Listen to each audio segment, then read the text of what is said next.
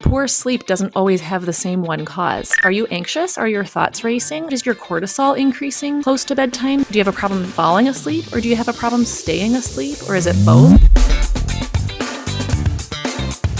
What would cause cortisol to spike? So traditionally, stress is going to cause a cortisol spike, but also anything that's stressful for the body is going to cause cortisol to spike. Blood sugar spikes and crashes are stressful, releasing cortisol. So we're demanding of our adrenals to produce more and more cortisol. Pretty soon they get tired. So whether we have very, very low or very, very high cortisol levels when we try to fall asleep, if it's outside of that normal range, we either won't have an easy time falling asleep or we'll wake up. And often that sugar crash is at 2 to 3 in the morning, and that blood sugar is crashing a few hours later, causing a cortisol spike. When your cortisol is spiking for whatever reason, now you're alert and you can't fall back asleep. Let's start with this. What exactly is regenerative and functional medicine? Can you describe that for us? Sure. First, besides being a tongue twister, so functional medicine is my love, my passion. That's kind of where I started. And it's basically looking deeper into problems that people are having or symptoms that they're having, and not just providing Band-Aid solutions. A lot of traditional medicine involves Band-Aid solutions. It doesn't really fix anything. It may help your symptoms for a period of time, but it doesn't really look at the root cause or root causes. And functional medicine really aims to look at and solve root causes of what is going on in a person's body. I love it because I love asking questions and I love understanding the whys. And there's a lot of understanding and asking, why does this happen? And how can we fix that? If you understand the why, it's much easier to understand the fix. How do you said you came from that space to begin with? Because what I understand of your background being I forget the nursing levels. What's the level that you were was the... Yeah, so I first got a bachelor's and was a registered nurse. Yep. And then got my master's, which I am now a nurse practitioner. So I have prescribing rights and all that. Yeah. Right. I always mess up the levels, if you will, of nursing and what they can do and everything. So nurse practitioner. They've made it confusing. Yeah. But as a nurse practitioner, you would start in the traditional medicine space, would you not? Like when you say you started in functional, what does that mean? So actually, when I graduated with my master's, I immediately had our first baby, but then my first job 3 months or so later, when I started that, the reason I chose to work at that particular office was because they did functional medicine, and I knew I wanted to do that. Now, that was also a pain management practice, and so I was prescribing all of the things and managing people's pain, whether that was with medication. We did injections and physical therapy, and we did a lot of kind of, psychological therapy and help at that place too. And so there was a lot of traditional medicine to that. And certainly my days at Northwestern as a registered nurse were very, very traditional. But I always had that kind of knowledge or feeling inside that we're missing something, right? Like we're catching disease too late. We're not really educating on diet and exercise and sleep and stress. There's more to it than what we're initially taught in medical school or in nurse practitioner school. Yeah, what is it about a practice like that? I'm just kind of the business end of it for a moment here. Because what I hear you saying is, hey, look, functional medicine gets to root cause. Traditional medicine masks the cause or masks the symptoms with this pill or this treatment or whatever it might be. Why? What is the cost in my eyes? The cost of preventative long term is way less than the cost of masking and going the traditional route. So, what is the business? How is it set up such that most medical practitioners are traditional and they're prescribing people out of their symptoms? Well, how deep down this conspiracy theory hole do you want me to get here? Let's go. I want to hear Tribe listeners, I have an extremely exciting announcement for all of you. Do you want to come hang out with Cody Sanchez, David Osborne, David Green, Rich Roll, and even yours truly down in Austin, Texas? Well, let's do it. May 1st, 2nd, and 3rd, for the first time ever, Gobundance, the exclusive millionaire membership group, is opening up an event to anyone, man, woman, millionaire or not, and we're calling it the Austin Entrepreneurial Summit. At the AES, you'll meet all those people I mentioned, plus Gobundance members on both the men's and women's side, and I'll be there hanging out the entire time. Every event I've ever attended for Gobundance has given me a disproportionate return on the money spent and the time spent to get there. And this is the biggest one that Gobundance has ever done. So if you're a member, not a member, and you're looking to supercharge the second part of your year 2024, this event in May is a great way to get that all kickstarted. Go to Gobundance.com/AES right now for early bird pricing for members and guests. And warning, the power of Gobundance events is that it holds you accountable long after you're gone to achieving whatever goals you've set. So this event will change your life. Gobundance.com/AES. I'll see you there. Let's get back to the show. So we have to follow the money, right? The money and power really is what it comes down to. So I'll give you my stance on it. Who pays for medical education? Who supports the medical schools? The AMA does, the American Medical Association, and they have their agenda. Like all of us have our agenda. And then there's the insurance companies, and they have to profit, right? The insurance companies are not this nice, group of companies that just is there for us and really cares for us. They stand to profit, and they profit a ton. They profit more when we stay sick. Hospitals profit when we stay sick. They don't profit when they get us better. Yeah. And so that is kind of like the simple version of why the medical system kind of is the way it is. What's the AMA's agenda? They're very conservative. One of their agendas is to not let nurse practitioners practice independently. So I kind of have a bit of a business with them, bone to pick with them. Hopefully nobody's listening from the AMA. Who cares? I believe, and I've done a lot of reading on this, and of course I may not remember everything right.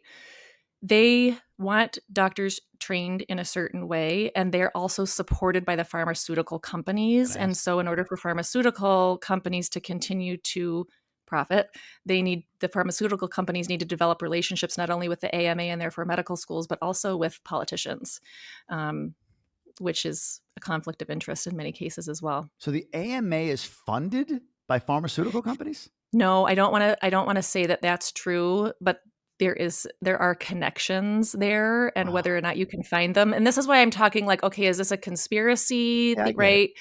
How deep do you want to get into, well, is BlackRock really above all of them? I don't know. Wow. Well, it makes sense. Like, when you think about pharmaceutical companies funding, pharmaceutical companies paying for media, right? Like that's something that came in the late 90s, I think it was, where it was no longer illegal or no longer, unethical for a pharmaceutical company to run ads and pay for media. So all of the media interest is to push COVID vaccine or whatever it might be. Well, and there's some evidence, and I've read this in a few different books, that the pharmaceutical companies own somewhere around 66% of mass media. That scares the hell out of me. Holy cow. Yeah. And then to your point, whether it's funding or lobbying or special interest or connection to have influence in any way over the AMA, which is the governing body, right, for all things medical in the country or all things educational. In many ways. Right. So for them, they're kind of like the most well-known. Right. For them to have that kind of influence over any level of influence over the AMA, which then sets the guidelines out there, that's scary.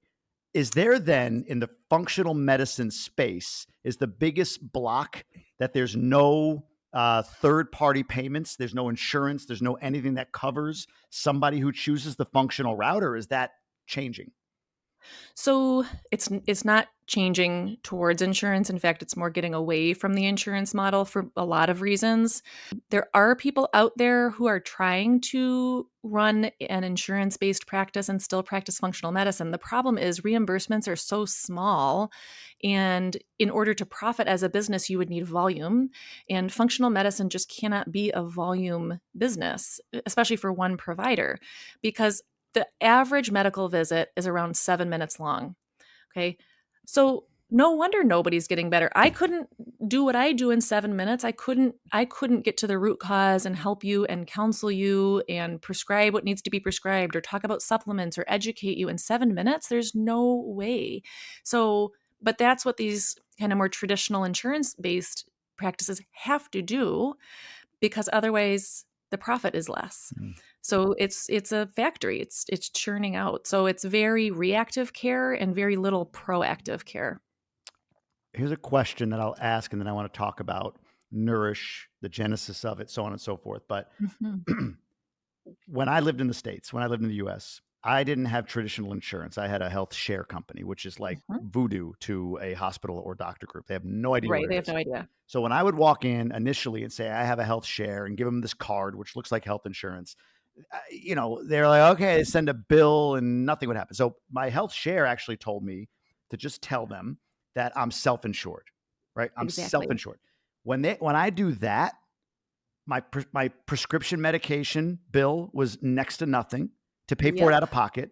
And the Mhm. cost of treatment, I tell this story before, but I spent hours in an ENT because my ear was bleeding, bad infection, like inflamed bleeding. Went to this Ooh. ENT. They put me in like a room with this like metal apparatus on, and they're like banging on it to like make sure that the hearing loss isn't in my, they're Bone. testing my hearing and everything.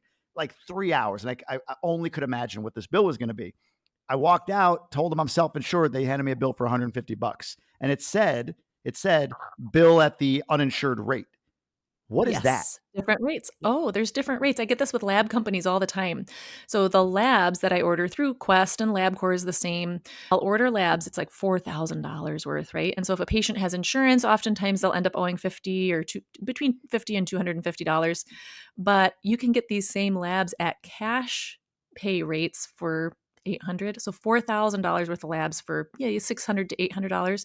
Now, I usually do run it through insurance because most of my patients do have insurance, and if they can use it, Sure. they want to use it. But yeah, Well, where's it's that money go interesting. though? Follow that money for me. So, all right. So I walk in, it's 800. Okay. I bill insurance, it's 4 grand. So Mhm. what happens with the 4 grand? I can't claim to know exactly. Some of No, it's a but little voodoo, but I think it's write-offs. It has to do with write-offs maybe, like, okay, the lab company bills insurance that $4,000 and they can write off then the 3,200. oh my gosh. And then taxes, I don't know. I haven't spent time totally thinking that through entirely. I just know what I see on my end. Well, all of this paints the picture, which is, like our medical system is it's convoluted, it's confusing. And like I said, that was such an eye opener for me, not only from a standpoint of the medical system, but like so many people are sticking in a job they don't want when they have opportunities to go do something else because of healthcare, because of health insurance, I should say. Absolutely. We're paying almost 3 grand a month You're paying for health $3,000 for insurance. health. Go to a health share. Well, What are you doing? so we can't because Sophie has autism and Oh, they will not take kids with autism. We looked into that that when is the I downside. went independent. Yeah. So, yep. Yep, it So we're does. stuck right It is. now. It is the downside. Health shares. The downside to them is they are. If you've got a family of 4, 5, 6, whatever, and no medical history of significance, you're kind of like, yeah, Yep. we treat once a year. Awesome. You've got Yep. pre-existing conditions, diabetes, even cancer. Kids with autism, not awesome. So Yeah, which I get from their perspective, yeah, right? The potential for her to be a drain on their system is high. yep, absolutely. But Yeah. all right, so you, with knowing all of this convoluted mess in the medical system, you skew fully functional, fully regenerative, and Nourish is born. What were Yeah. some of the tenets that you brought to it's called Nourish House Calls, which is interesting too. So Yeah. Mhm. what is Nourish? Why is it Nourish House Calls? Give me some of the decision making that you made on that. Right. So I was becoming less happy in the pain management job and realizing, I kind of wanted to do things my own way. And I spent probably 2 years looking for a practice to work for because at that time we had, I think the twins were 4 or 5, and Sophie was 6 or 7. And so the last thing I wanted to do was start my own business. But it really came down to that was going to be the best choice. And Dave really encouraged me to do it and he thought I could do it. I wasn't so sure, but turns out, yes, he was right. And so I really wanted to do low overhead because I still had young kids at home and it was important to me to still be a good mom and have time for my kids, right? I didn't want to be a full-time, gone all the time mom. So I wanted low overhead because I didn't really want a whole lot of pressure. Dave was still working at the law firm at that time. And so this was a good way for me to kind of be able to keep practicing because I need to practice in order to keep my license. Yep. And help people do what I love and kind of dip my toes in and just see, could this work? So I didn't want to rent space. And so I remember seeing on Facebook a physical therapist who was advertising a course for doing physical therapy in a house call model. And I loved it. I thought, well, I'm not renting an office then. So that's immediately like one of the biggest costs. And it's so personalized. I can be in people's homes. I can smell. Are they using air fresheners? Are they using candles? What are they using to clean their house? Could there be mold in their house? Am I smelling anything? Right. And so, as kind of a jumping off point for, well, you're having headaches all the time. Is it the Febreze that you're using or those Glade plugins that have all the chemicals that, it's on the shelf in the US, right? So it must be healthy. Well, we make that assumption all the time so wrongly. Anyway, so I wanted to be able to do that and practice the way I wanted to practice. I also didn't want to be bound by insurance's rules for how I treated patients. I know better than the insurance companies how to take care of a patient because I am the medical professional. But they dictate what we can do, how we can do, how often we can do it, what tests we can order, what they'll pay for. So a cash-based practice just made sense to me. I'm in DuPage County in Illinois, and it's a ripe area for this type of medicine. Were I in a rural, West Virginia, this model may not work as well, but it's a fairly affluent area, and it's an area where people really value their health and know they don't know enough to take care of themselves, and a lot of them don't have the time to invest in educating themselves as fully as they would like to, and so hire somebody like me to make sure we're checking all the boxes, both preventatively, but also symptom wise. I get a lot of men and women with hormone imbalances, and that affects your whole life. And so if it's affecting your life, you're going to pay somebody, even outside of insurance, you're willing to pay somebody to help you with that because you're not sleeping, you're not thinking straight, your muscles are sore, your, libido is terrible. It just leads to all these things that impact just about every area of your life, whether you're a man or a woman. Is there a common hormonal imbalance that affects most, let's say, men, to start there? Well, testosterone for sure. Yeah. And it's interesting if you look at data over the decades, men's testosterone levels today are about half of what they were, say, like 40 years ago. What do you attribute that to? There's a lot of theories, but what's your Yeah, research or your thoughts? I think it's not just one thing. I think it's a lot of different things. I think it's exposure. We're exposed to a lot of things, both in our air and in our food and things we inject into our bodies. And then marijuana also decreases sperm count and testosterone. So it's a lot of different things. Certainly the food quality that we're eating now is poor compared to what we were eating 40 years ago. So yeah, it's a lot of different things, but it's concerning because we're, emasculating men. We have men who are less masculine. And so as a society, that's concerning. Why is that concerning to you? Well, you have less testosterone. You are less willing to kind of stand up for what you think. You have less oomph, right? So it's easier to convince that population of certain things too, right? And have them go along with whatever agenda is being pushed. Again, I'm being real conspiracy theorist here. That's what we're doing. Yeah, absolutely. But yeah, we have to think about it that way, right? Because if we're not on the lookout for it, if we're not aware that that's a possibility, then that's trouble if we're not, aware that this kind of stuff could happen. Is this worldwide or is this more US based or developed nation? I know the numbers for the US. Okay. I'm not sure I don't know numbers for other countries. Are you familiar with what the reason Kellogg's cornflakes were made? Oh, I did hear this story, but I wouldn't be able to tell it back. This isn't conspiracy. Yeah. So the guy that Dr. Kellogg, whatever the hell his first name is, Dr. Kellogg believed that sex and even just the concept of ejaculation, anyway, no matter what, like personally doing it or having sex with somebody else, was dirty and ungodlike. So before cornflakes, he came up with all of these inventions to stifle sex drive, including, this is the sickest one, and listen, Google it. If somebody doesn't believe me, this is absolutely truth. He had, I think, either filed for a patent or was trying to invent for boys like a metal rod that would hold an erection down. Like you would have it sewn in at a young age. Crazy stuff. So anyway, in order to get to the masses, he tried to develop a bland food that people would eat that would stifle sex drive. Nobody wanted to eat it. So what does he add? Sugar. Lots and lots of sugar.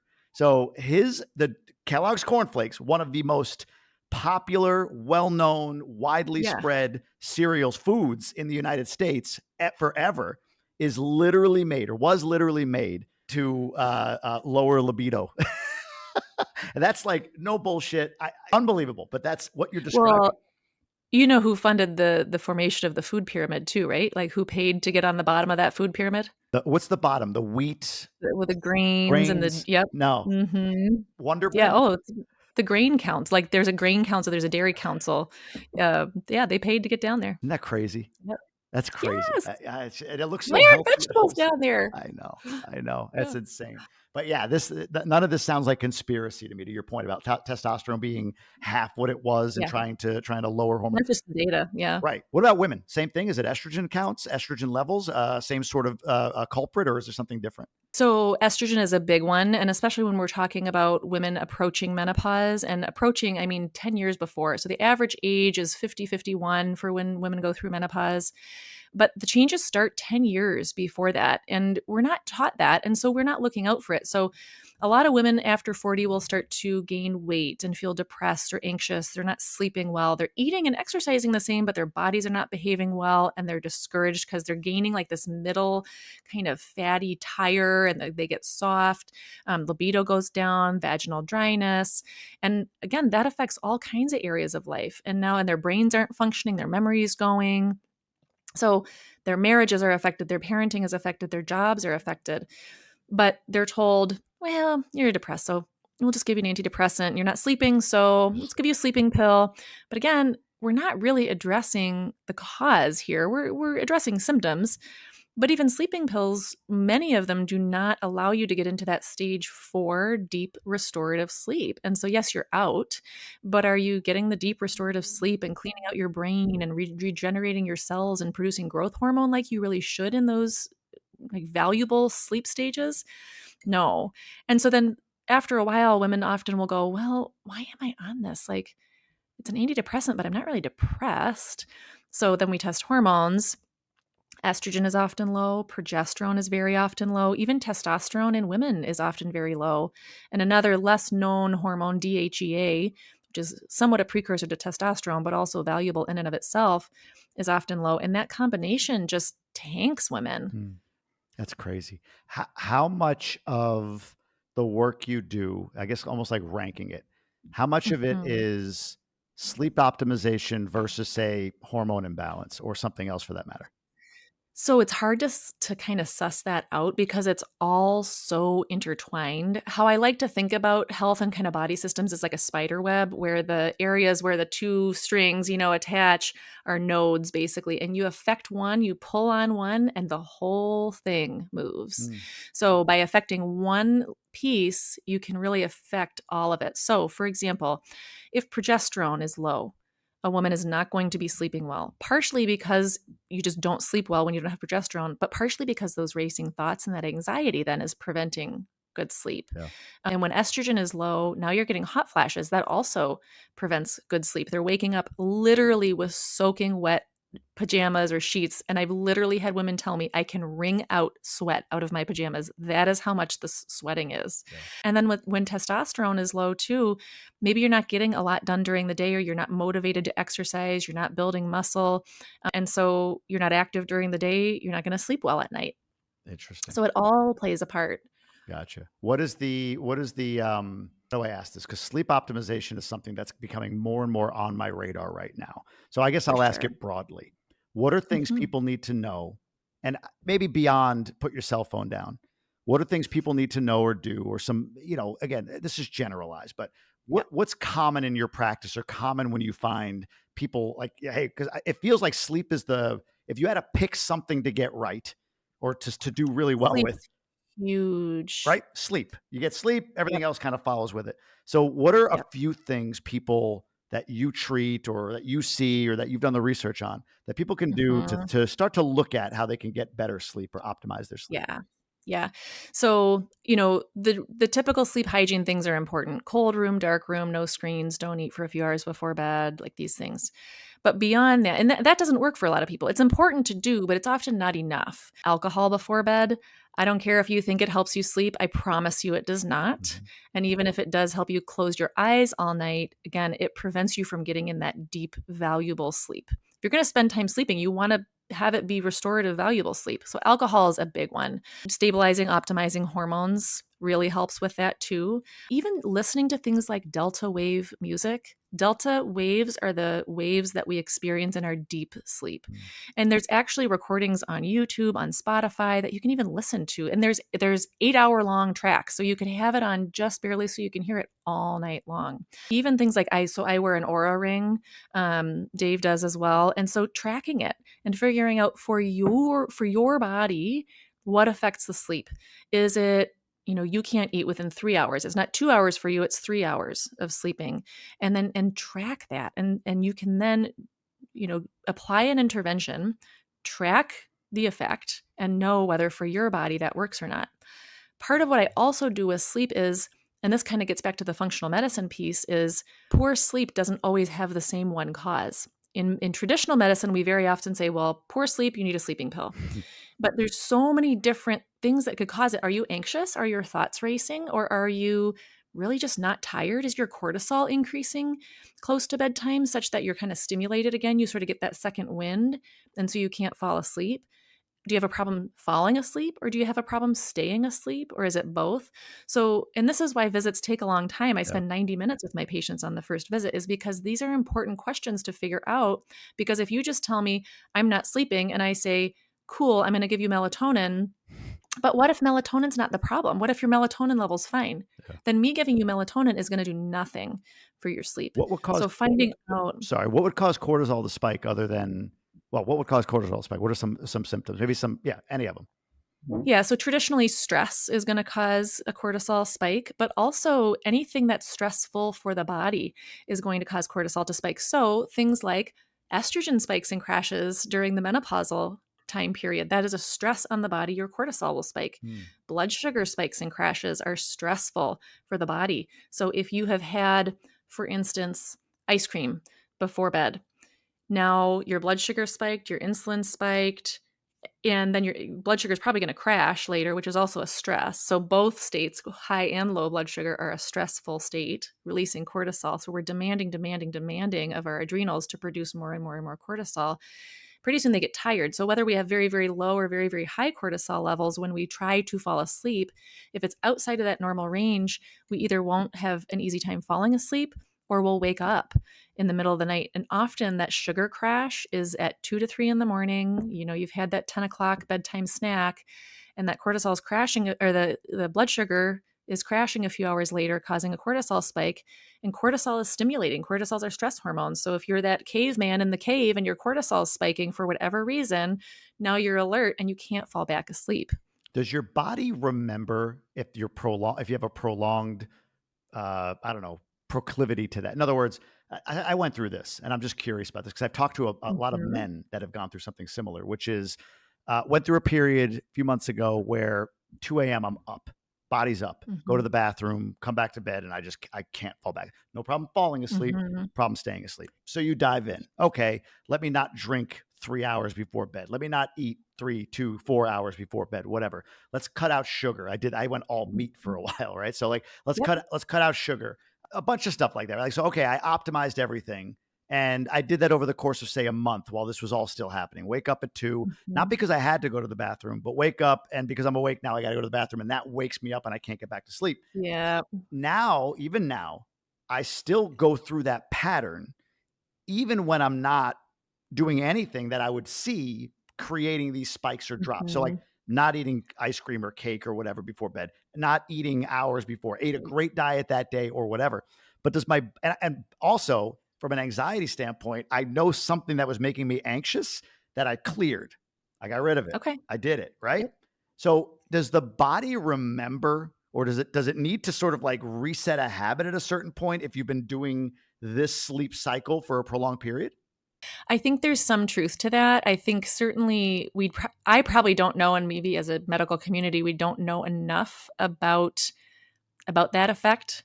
But in my gut, that holds true. Like that does sound, I've known a lot of people for whom that's true. We fix all the problems, and then it still does take a little while for their body to get back in that habit. Certainly urinating is one of those things. And there's even, kind of bladder training that we can do to actually say, okay, I have to urinate, but I'm going to wait half an hour, and kind of train the bladder and even the brain and bladder connection to go, no, we're going to wait a little while.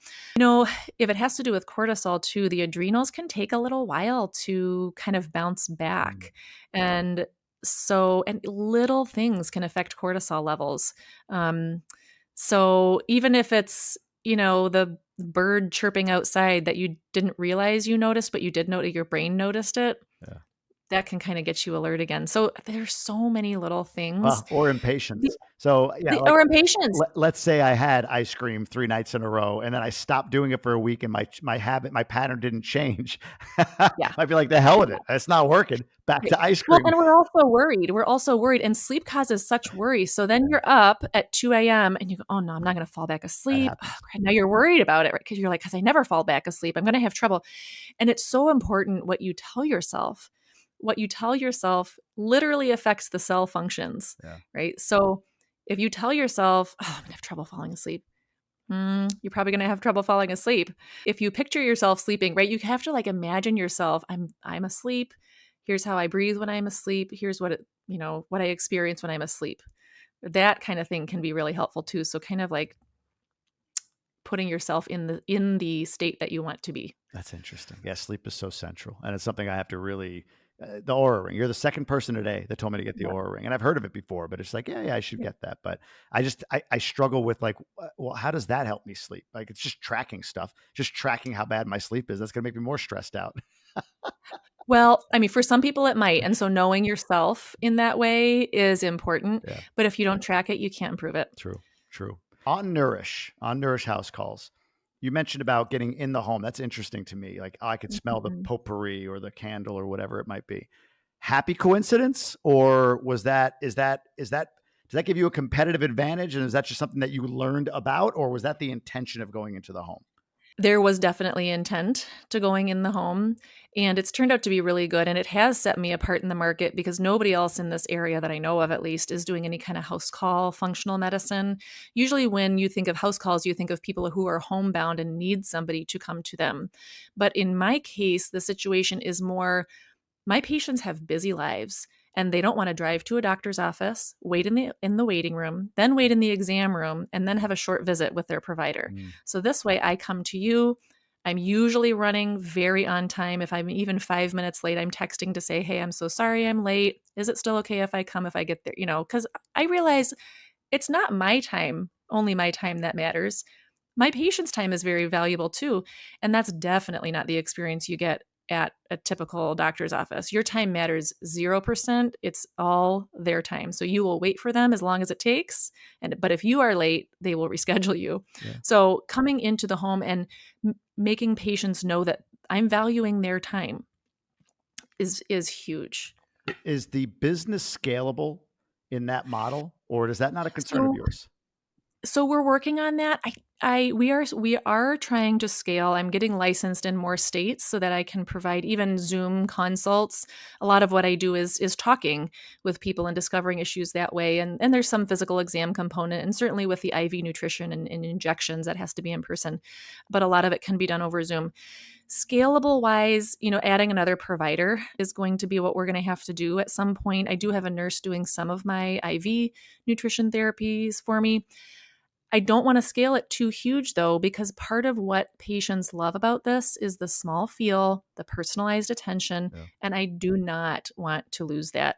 If patients don't feel valued and like an individual, then that gets rid of a lot of the benefit of Nourish House calls to them. That makes sense. The IV. Well, let me go with this question first. Are there practices like yours that do not have licensed? Like, you're medically licensed. Are there practices like yours that are Yes. not medically licensed? Unfortunately, there are a lot. So you can get a health coach license, or I'm a life coach, or I'm a health coach, or, people will call themselves functional medicine practitioners even without any kind of license. So you really want to dig and see who is this caring for you? What kind of training do they have? Even non-licensed people are even able now to get accounts at the lab companies, at the professional supplement companies. And so you really want to know who is writing these recommendations for supplements and lab orders, and do they have any qualifications to even interpret the labs that they're ordering? The law says no, that's practicing medicine, and if you get caught practicing medicine without a license, that's a big deal. Yeah. But I think there are many of them flying beneath the radar, and they kind of know that they're probably not going to get caught. But there was a recent case in Florida where a guy did get caught Really? doing that. A health coach, was ordering and interpreting labs and making diet recommendations and supplement recommendations based on those labs. And that is practicing medicine without a license. Wow. May have the knowledge, So but you have to have the Maybe. qualifications to back it up, right? That's Yeah. like anything. So that Yeah. makes a lot of sense. What states Yeah. are you currently licensed in, and what states are you trying to get licensed in? So we're in Illinois. So I'm licensed in Illinois, in Florida, in Vermont, in New Hampshire. And applications are sitting for, they're in, but I'm waiting for Washington, Pennsylvania, Oregon, and Arizona. And then Texas and California are next on my list to start. It's a process and a Okay. different process with Yeah. each one. Is there no reciprocity between states? So in some cases there's like a compact nursing license, but you have to live in one of those compact nursing license states, and Illinois is not one of those. So even though other states that I'm licensed in are compact states, I don't live in one of those states, and so I have the joy of applying to each state individually. Got it. Got it. Yeah. I want I have this idea that I say, you know what, I'm sick of traditional medicine. I want to visit a functional medical practitioner like yourself. What does that Mhm. look like? What is the what we talk about sleep? Cool. What else? Mhm. What else comes Yeah. with a relationship? Well, you can't speak for everybody. So for you, if I come to Nourish House calls, I live in Naperville, Mhm. Illinois. I don't know why I picked that town. Mhm. What does it look like? What am I getting? What is a, I don't know, like walk me through the process so I have a sense of what Sure. a functional medical practitioner does. So to me, relationship is really important. And so I do a discovery call with nearly everyone before I see them in person. So they can schedule a free 15-minute kind of discovery call, basically tell me what's going on with them, ask me any questions they have about the practice, about how I operate. And then I can ask them some questions too. I get a real good sense of people that way, and they can get a real good sense of me. And if they're not comfortable with me or I'm not comfortable with them, then there's not a whole lot of point working together, right? Because I haven't had any people who I'm uncomfortable with necessarily yet, but I have had a couple people where, maybe they have really bad Lyme disease and what they're looking for is treatment for Lyme disease. And while I know about Lyme disease, I'm not a specialist at Lyme disease. And that's a very, very tricky thing to treat fully and comprehensively. And so I would much rather refer them to somebody who is expert at that than kind of try and do the little I know to try and help them, but not really help them. And then they're paying me. And then I feel like I'm not doing the best job I can for them. So that discovery call is really, really important. And it also allows them contact with me and eventually with my other providers to kind of gain that comfort before they even spend a penny. Then we do the initial visit, and probably the numbers are really good. The conversion rates from that discovery call to an initial appointment are in the high 90s. So if people are looking, Wow. they're already in, They're warm. really, they're very warm. Yeah. So that's great. I'm not trying to convince anybody of anything. This is information, and if you want to see me, great, and if you don't, no pressure. We have the initial visit. I send forms ahead of time for them to fill out. So all sorts of health history and questions that you've never been asked before about your health, but that do matter. And that gives me a real well-rounded picture of what's going on, what has gone on, when did these symptoms start, and what was the relationship. A very simple example would be, well, ever since I took, antibiotics for that tooth that they pull, I've had alternating constipation and diarrhea, and nobody can figure it out. That's a real common one. So, okay, well, it started after you had antibiotics. So, what's going on there? It's not just your typical IBS. Like, there's probably a reason for this, an imbalance for this. So let's figure it out. A very comprehensive questionnaire. I usually spend 60 to 90 minutes on that first visit with somebody, again, to get to know Wow. them, to answer their A lot questions. more It than doesn't feel 7. rushed. More than 7, Yeah. yes. And so the whatever $50 that I would get reimbursed, 30 or 50 from insurance, just is not a business. Yeah. That's not a business.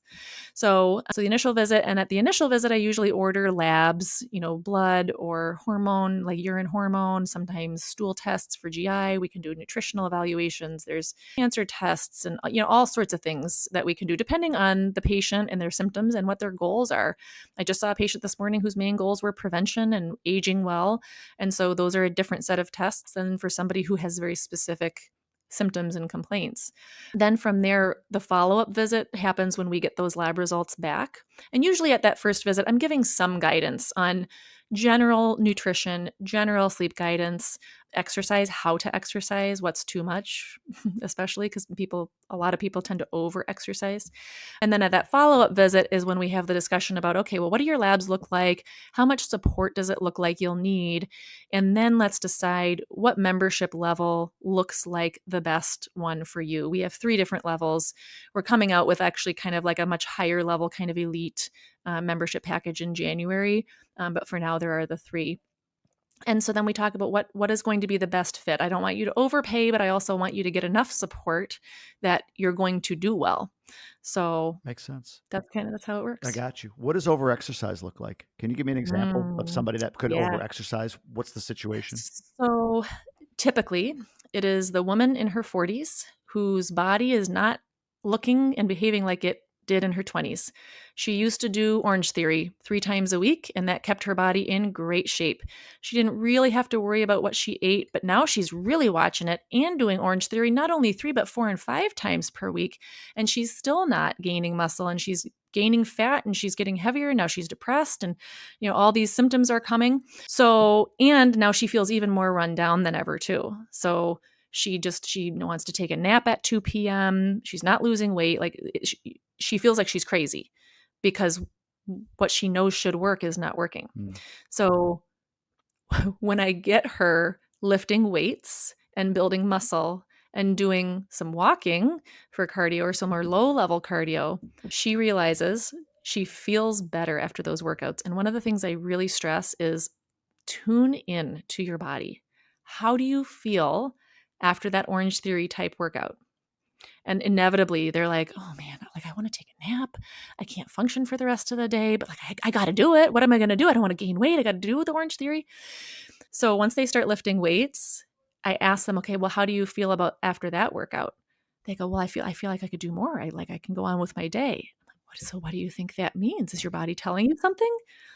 Oh, so we're in society, we're taught to ignore the messages from our bodies, right? Well, how do you eat? How do you feel after you eat ice cream? How do you feel after you work out at like way too high in intensity? Oh, it doesn't matter. I know it's good for me. Or I know like, oh, it doesn't matter. What I eat doesn't, matter in how I feel. So we're taught to ignore our body's signals. Well, our body is sending them, and pretty soon we learn to ignore them and not pay attention to them. But if we can tune back in and go, well, how did I feel after that intense, high intensity interval training workout? And if we can then just realize, oh, that didn't feel good. That's huge.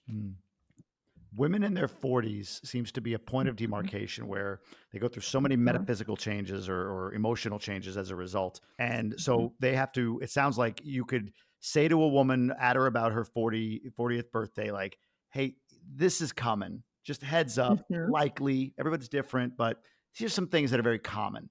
Flip that over to men. What's an age and a marker that men should be mindful of, if there is one, where things change a lot for them? It's probably around the same, maybe a little bit later. The symptoms, and again, men, right? It's not manly to admit that you're not able to concentrate or that you can't build muscle. It's not manly to admit a lot of those symptoms of low testosterone. And so a lot of them don't mention it. Or they don't mention it because they think, well, I don't want to go on testosterone, so I'm not going to mention it. There are a lot of things even besides just giving testosterone. And I will give testosterone when it's necessary. But there are a lot of things like moderating sugar and alcohol intake that matter a lot in regulating your hormones too. So that would be a place to start. But that age and the symptoms that they may notice, low libido may not be the first thing, but things like inability to concentrate as well, or having trouble getting started on a project, or organizing your thoughts around, okay, I have this project to do. What are the pieces of it? And how do I need to get them done? And how do I organize it? Like that takes a lot of brain power. And when your testosterone starts to go down, you lose that ability decreases. And so now you're feeling like you're losing it and you're a fraud maybe at work, and you're like afraid somebody else is going to find out. So you can't say anything because nobody else can know that you're losing your vitality, your ability to do these things.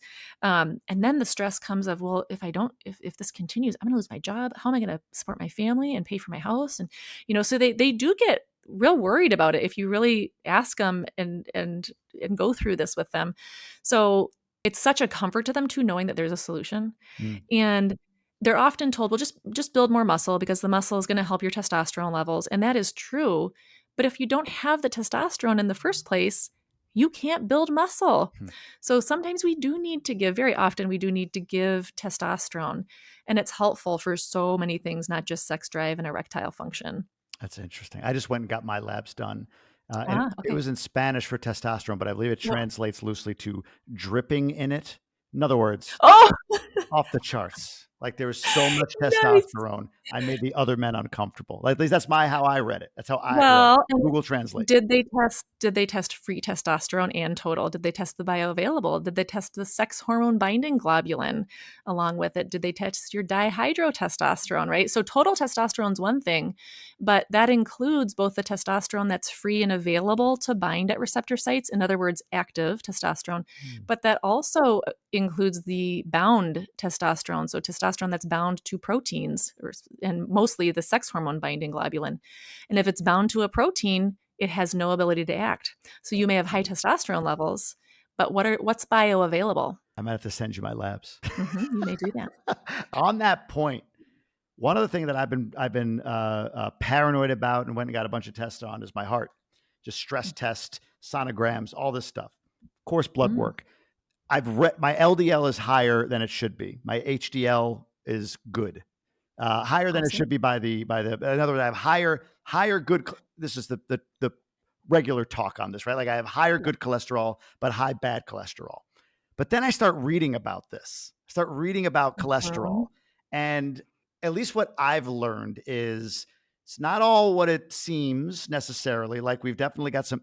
But there is still, it seems like, a feeling that overall LDL high bad most of the time. So give me a breakdown on cholesterol. Like what do we need to be looking at? What's real from your perspective? This is your perspective. What's real? What needs more research? Hit me.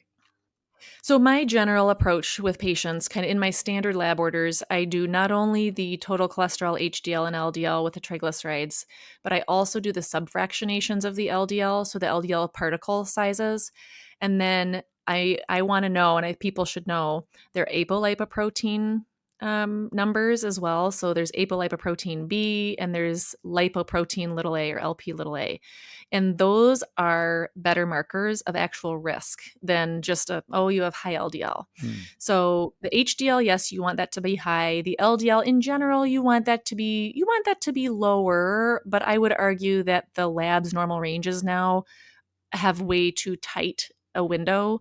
And it doesn't need to be quite that low if your apolipoprotein B and your lipoprotein little a are within normal limits. Interesting. So, we can also test things like oxidized LDL. So what's the oxidative stress and kind of inflammation level? There's LPPLA2, which is another marker that we can test. A really good resource if you want to really dig deep is Peter Attia. His book talks a lot about this.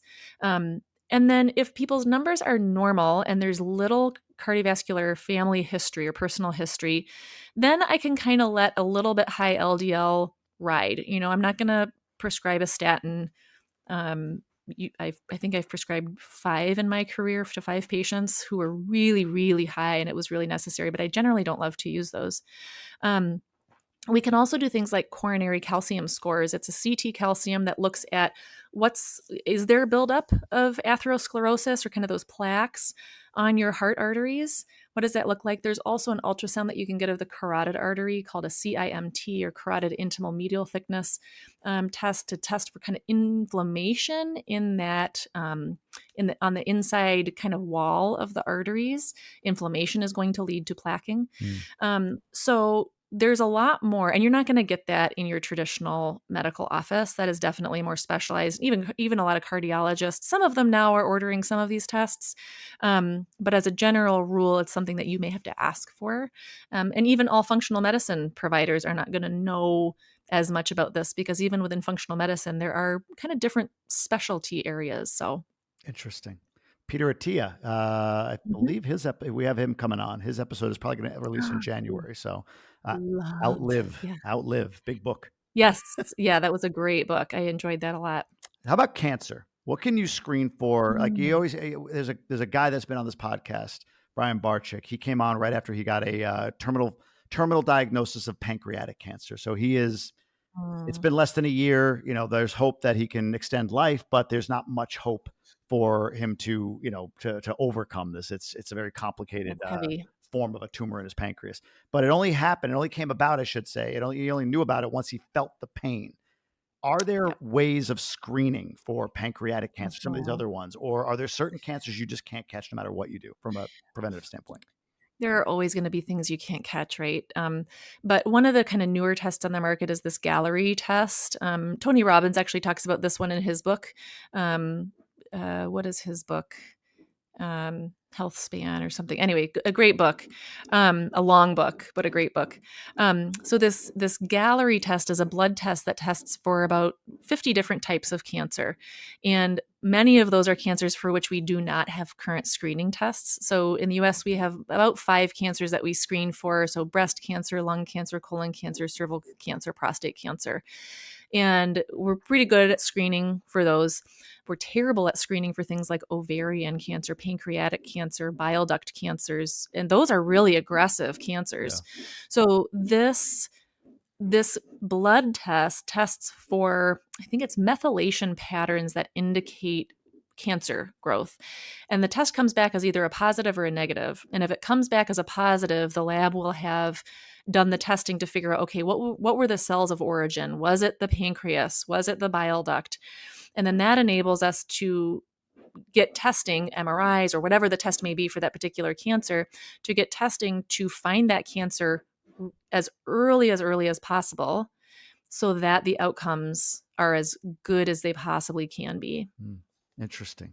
Life Force, by the way, I think is the name. Life Force, yes. Life Force is the book you were talking about. When somebody is thinking about these sorts of things, like, I'm in a unique spot in the DR.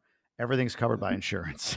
Like, it just seems like there's not a lot of like billing codes or anything like that. Like, I went in and just said, I'd love to get all these tests done. They ordered them.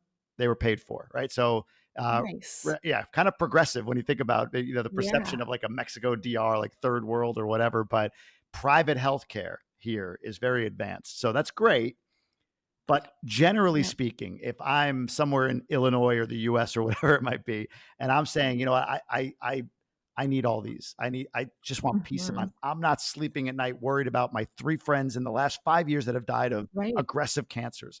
Am I going to a functional medical practitioner? Is that if there's an easy step to take, is it that? Or even within that practice, or within that industry, do you need to be selective with who that functional medical practitioner is? Oh, you definitely need to be selective because, again, okay, I'm opening a functional medicine practice. I'm a health coach. I had a weekend course and I love nutrition, so I'm a health coach. So licensed. No license. No, but licensed is number one. Licensed. Yeah. I would get a licensed person. You just have more opportunity with somebody who's licensed too, because now I'm caring for you. And if it comes up that you need to be prescribed an antibiotic, or maybe you do need that cholesterol medicine for a time while we're cleaning up your diet and we're working on all sorts of things, I can prescribe that for you. A doctor could prescribe that. A nurse practitioner can prescribe that for you. So you kind of have all the services under one umbrella versus seeing your health coach or whoever it is, unlicensed person. Then now you have to go to your doctor, nurse practitioner and say, well, my health coach told me I needed this. And the doctor's going to go, what? So yeah, licensed is important. But are these sorts of screenings and tests, are they fairly common with good licensed functional medical practitioners? It totally depends, because it depends what that individual practice or practitioner has been exposed to. Right. I know about Gallery because I read Tony Robbins' book and then I did some research on it. I met with the rep and I now offer that test. So it kind of depends where that specific provider's interests and research have taken them. And so that does make it a little bit difficult to find exactly who you're looking for. And again, that's one of the reasons why I offer these discovery calls, because if they're looking for something that I don't provide, I want them to know that before they pay me. Makes sense.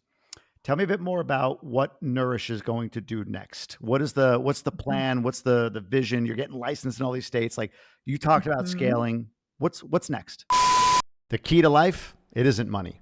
It's happiness. And when you measure how happy you are, you actually become even more happy. Our friends at Gobundance, the tribe of millionaires, use a very specific tool to measure their happiness. It's called the Life Happiness Index.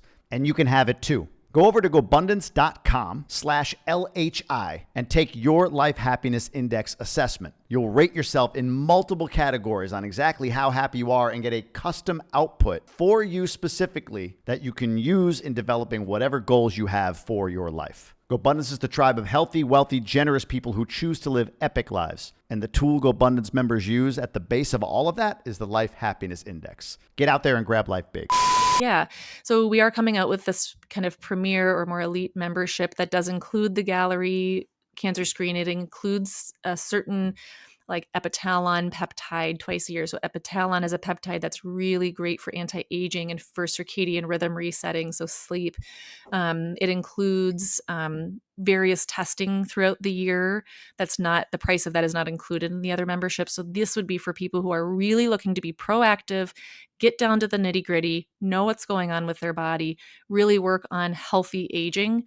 That kind of thing. So that's something we're going to be rolling out in January.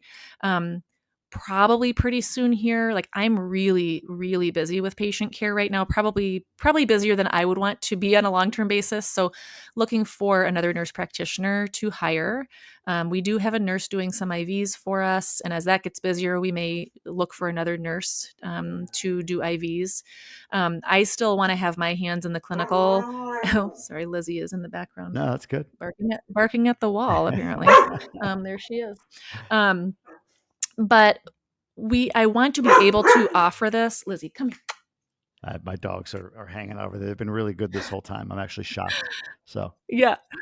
I want to be able to offer this level of care, individualized, personalized care to more people and not dilute the quality that I'm able to give. So my main struggle is anybody else going to do as good a job of, doing this as I do? And do I really want to hand it off? And I know I need to kind of, find somebody good and then let them do their thing, right? If I find somebody good, I should be able to trust them. But that's always the business owner's conundrum is nobody's going to do it like I do. Does that mean I shouldn't grow though? So that's where we're at right now.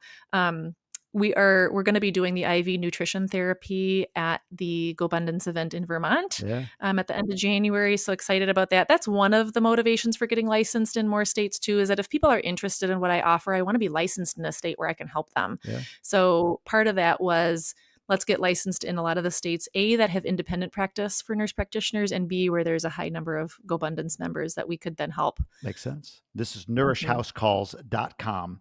The IVs, what's the benefit? Like, so if you were just to tell me this is why you should do this, what is the reason for me to get an IV in Stowe, Vermont? Yeah, you'll feel great. It's 100% absorbed into your system. So we give vitamin C, B complex, B12, magnesium, glutathione. We're going to be doing our NAD IVs there as well. So super powerful for brain function, for anti-aging, for cellular turnover. So if you've heard the term cellular senescence before, this really helps with that. Blood flow. Yeah, I mean, you just feel great after doing these. It's just a really great boost. You and Dave are both now working in the business. Dave was an attorney, left his job. He'll be on a future episode and we'll talk through that a little bit more. Mm-hmm. What have been I know the highlights. I've been around you too. I've heard you talk about it. You're a great couple. You enjoy working together. You enjoy time together. What have been the biggest challenges in having him and you both full time in this business? Yeah, the biggest challenge has been parenting. So knowing that we have a lot of work to do in and on the business, but also knowing that we have 3 kids, 2 of whom have some special diagnoses, special needs, who need our love and attention too. One of my focuses is I don't want them to look back on their childhood and go, Mom was always too busy for me, or, Dad couldn't come to my baseball game or whatever. So we've been pretty intentional about and Dave's been great at this too. He barely has missed any sports games for Jude. We'd really try and be home when the kids come home. The twins are 10, Sophie's 12 now. So there's an argument to be made that, maybe they could come home from school with nobody home. But we want to be home when they're home. We want to have family suppers together. We want to do those things that are going to stand them in good stead for hopefully a healthy adolescence and adulthood. Other challenges, interpersonal challenge really is not a thing. Dave and I get along really well and work together really well. I would say the biggest struggle is when he criticizes my Instagram videos and then I have to redo them and I hate it. But he says it with good intent. He says it with love. I need to learn to accept his criticism a little bit better sometimes. You can teach my wife how to do that too, because she doesn't do well with that either. So, Okay. Sophie, I know you mentioned is diagnosed with autism. You have Mhm. Jude, I believe, has ADHD. Yep. Is there? Yep. I don't know the answer to this. Is there anything in your practice that helps you when Mhm. managing those two? I don't know, conditions. I'll call them. Is there anything being a Tons. functional practitioner that is a superpower for you, or as a result of that, allows you to be even more of an effective parent, given those two very Yeah. challenging dynamics? And so it goes both ways. So them having this has led me to need to look into that more, right? Sure. Because if I can't help my child, who in the world am I going to depend on to help my kids? Especially as a functional medicine provider, medication is not my first option, right? I never want to just say, well, ADHD, put them on a stimulant, right?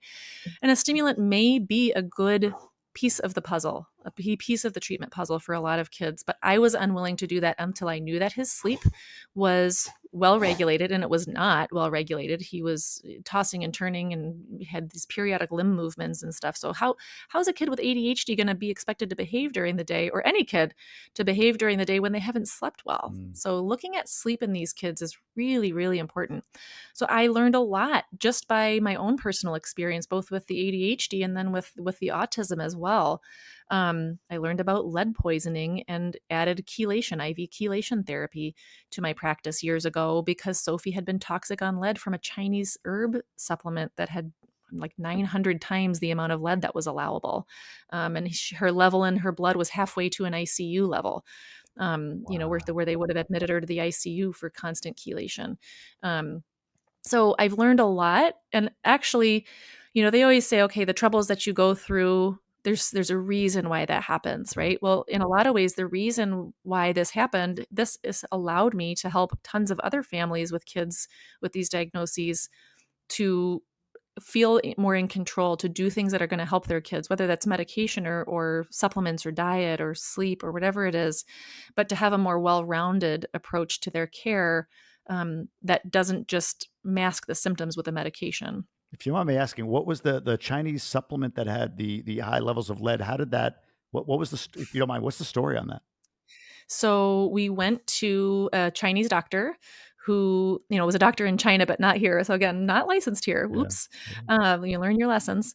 And so she wasn't sleeping. She would wake up about like an hour or so after going to bed. How old? Eyes were How old was open. she? She was Okay. 4 or 5. Yeah. Um, and like for months she would do this consistently every night. It was not night terrors because we did the things like woke her up before they would happen, in terms of the sleep cycle, like kind of trying to prevent that from happening. Wasn't that so? Like 3 different people, a patient and then my aunt and somebody else was like, oh, this Dr. Guo, he's the best, take her. I was like, well, I guess it's a sign from God, like I'll take her there. Okay. So he put her on something. He did his whole Lizzie, come here. What are you barking at? Come here.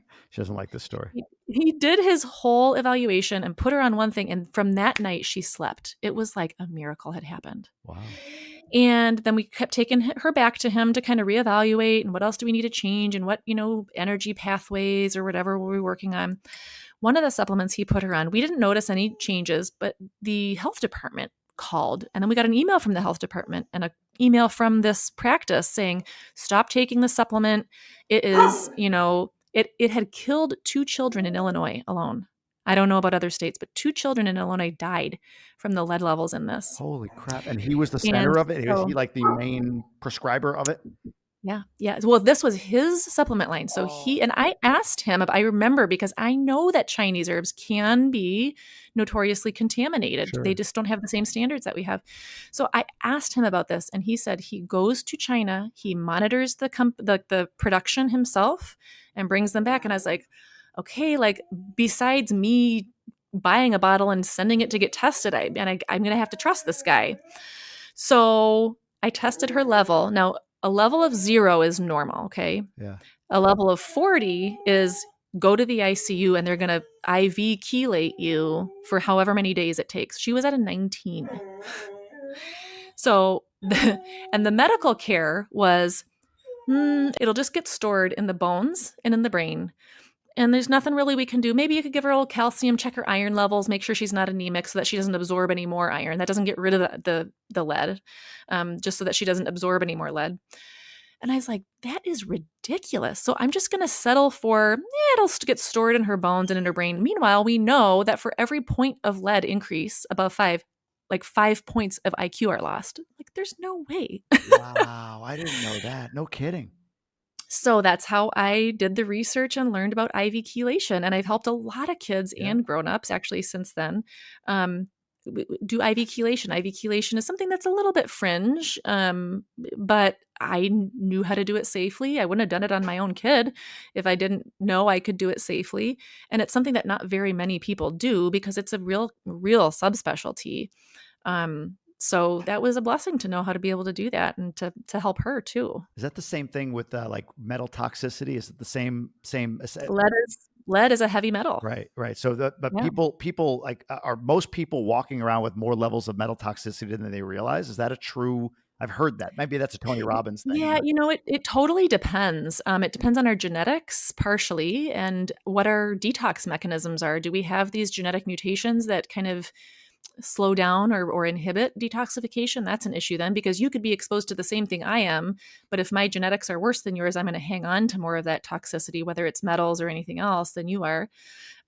Also depends on diet and sleep and all these other things that are going to affect detoxification. It affects affected by how many vaccinations you've had or where you grew up. Did they have lead in the gas when you were growing up? What about the paint in your house? What about, are you getting a lot of toys for your kids from countries that have higher levels of lead? Are you cooking in dishes that have lead or aluminum or other heavy metals on them? Spices from India are often contaminated with things like lead. Makeup is often contaminated with lead. Learned a lot of this stuff again when Sophie went through this, because the health department came to my house with their little like laser gun or whatever it was, lead detector gun, and their swabs, and they tested everything. Nothing in the house or outside of the house had lead in it. It was literally a supplement. And I had some of those pills left. And so they tested them, and it was like 900 times the allowable amount of lead in those pills. Gosh, well, glad to hear she's on the other side of that. But my God, I mean, it's years ago, 7 years ago at this point. So, All right. Nourish House Calls is the website, www.nourishhousecalls.com. What is the Instagram account that Dave judges you on? Give us that handle. It's Nourish House Calls. I really appreciate this. This was like a clinic. This is amazing. So I appreciate you talking through all of this, and it was great seeing you. Great. I love the education. So happy to do it. Thank you.